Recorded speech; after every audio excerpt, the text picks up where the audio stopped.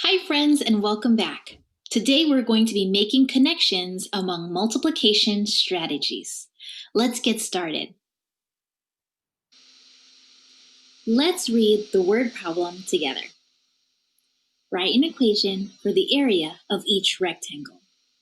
Then find the sum of the two areas. Let's start with the information we do know. What information can we glean from this model?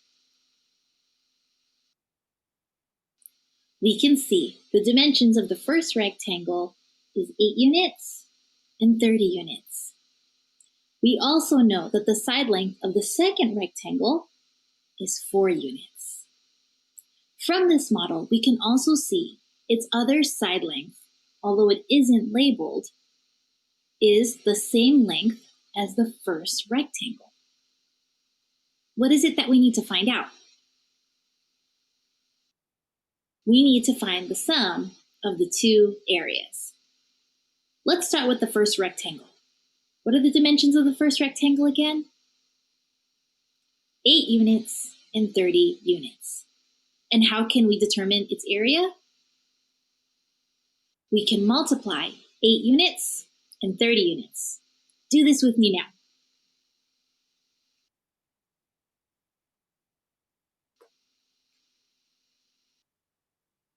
What's the area of the first rectangle?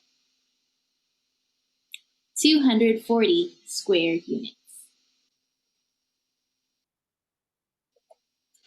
Great. Now we need to find the area of the second rectangle. We know one side length in our model is equal to 4 units. The other side length is equal in width to the first rectangle. So what is the width of the second rectangle? 8 units. Now that we know the dimensions of the second rectangle, go ahead and take a moment now to calculate its area.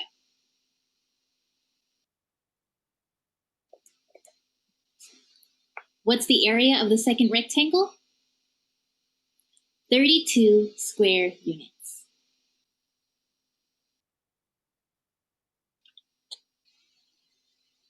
Next, we need to find the sum of the two areas. I'd like you to pause the video here to calculate the sum and be sure to include a statement. I'll see you back here in a bit. Welcome back. What's the area of the combined rectangles? When we add the two areas, the combined rectangles, the area is 272 square units. Before we move on, there is an extension to this problem. Read it with me now. Find a faster method for finding the area of the combined rectangles. We found the combined area already, but what is a faster method? Again, let's look at both rectangles. We can see that they both have a width of 8 units. Suppose we actually combined both rectangles together. They would still have a width of 8 units. But what would their combined length be? 30 plus 4 is 34. That would be their combined length. So the faster method to finding the area of the combined rectangles would be 8 times 34. Let's do this now.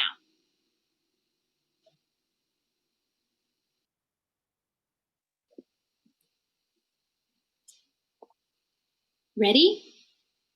4 ones times 8 is 32 ones. 8 times 3 tens is 24 tens plus 3 more tens is 27 tens. It also equals 272. Draw a rectangle with a width of 8 and a length of 200.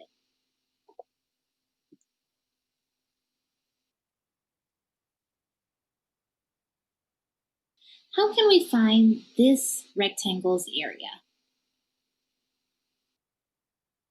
we multiply 8 times 200, which equals 1,600. Let's write the area inside of this rectangle now.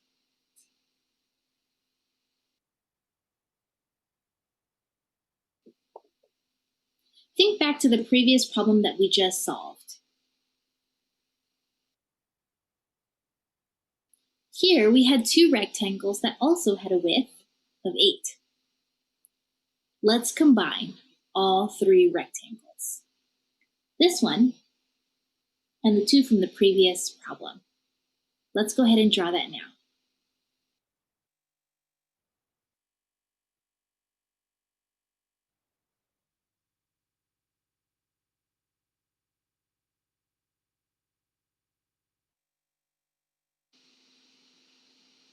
How can we find the area of all three rectangles together?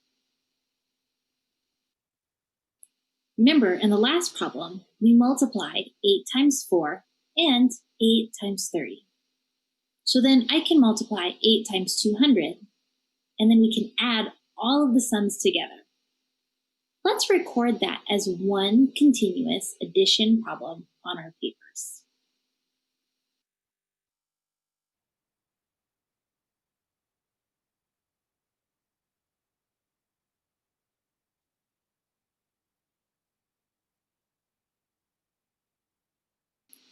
We can see that we're multiplying each section by a width of 8. So we could also write it like this.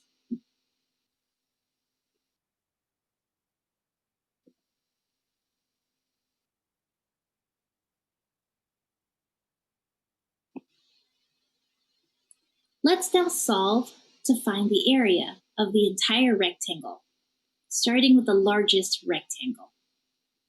8 times 200 is 1,600.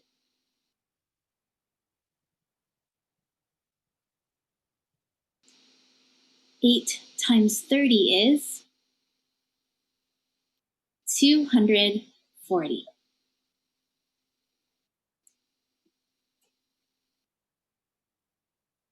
8 times 4 is 32.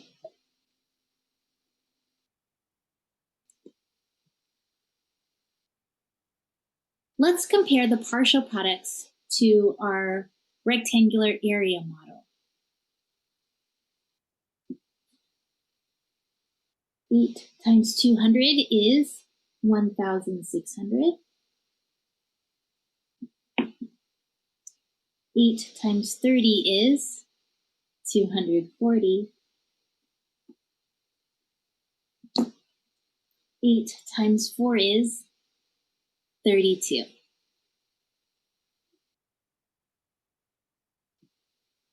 The area inside each rectangle is the same as each of the partial products. Let's now add the partial products.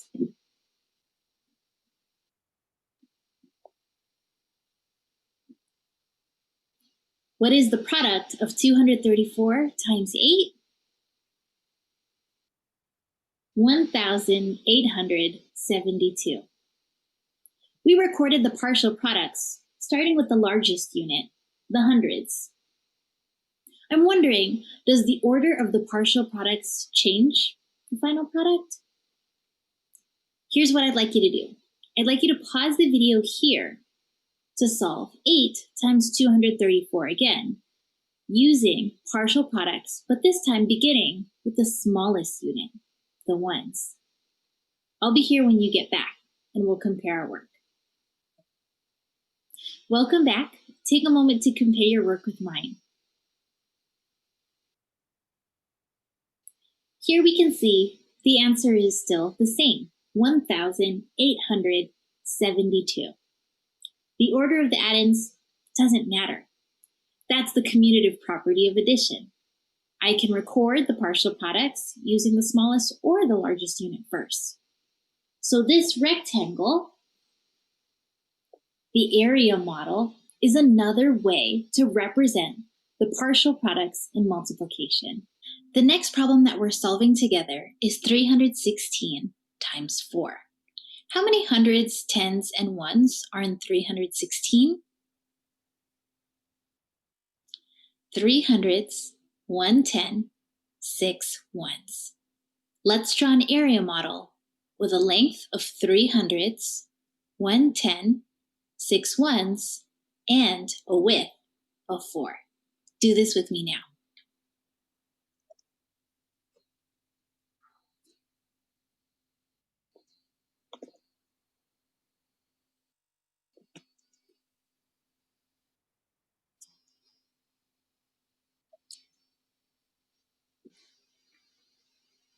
How can we solve this problem using the area model?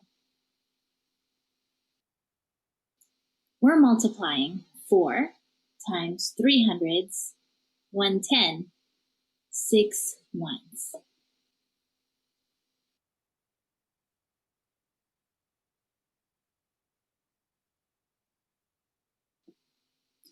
Perhaps in another class you learned about distributive property. Whisper this phrase with me now. Distributive property. With the distributive property, we can break apart the large multiplication problem into smaller parts and still get the same product. In this case, we can multiply 4 times 300, 4 times 10, 4 times 6. Let's write out this equation.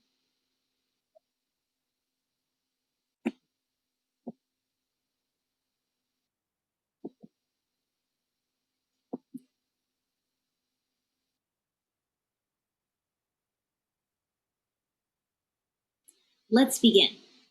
4 times 3 hundreds is 12 hundreds, which we write in standard form as 1,200.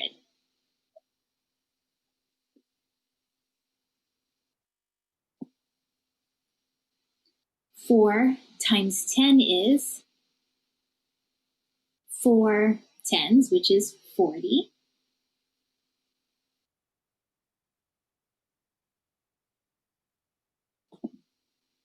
4 times 6 ones is 24 ones, which we write as 24.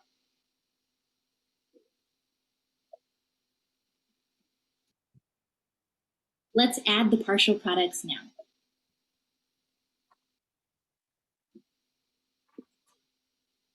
What's the sum of the partial products? 1,264. Next, I'd like you to pause the video here to do two things. First, go ahead and solve 316 times 4 using the standard algorithm. Then, I'd like you to compare it to the area model. Be ready to discuss when you get back. Welcome back. Go ahead and take a moment now to compare your standard algorithm with mine.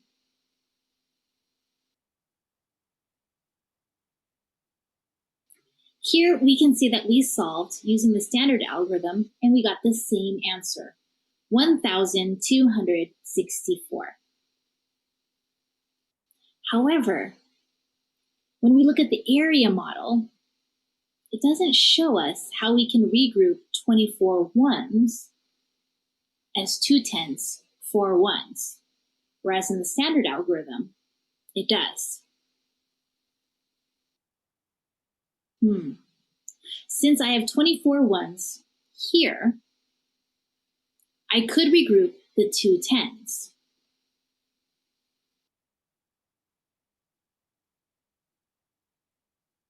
When I do that, I'll have 2 tens that can move to the tens place here. And now I have 6 tens, or 60. And then here I'll have the 4 ones. Look, now it aligns with the standard algorithm. For today's assignment, your must-do problems are here on the screen. Go ahead and take 10 minutes to work through these problems. And then, of course, if you have additional time, feel free to work through any other problems on the pages. For today, we made connections among multiplication strategies.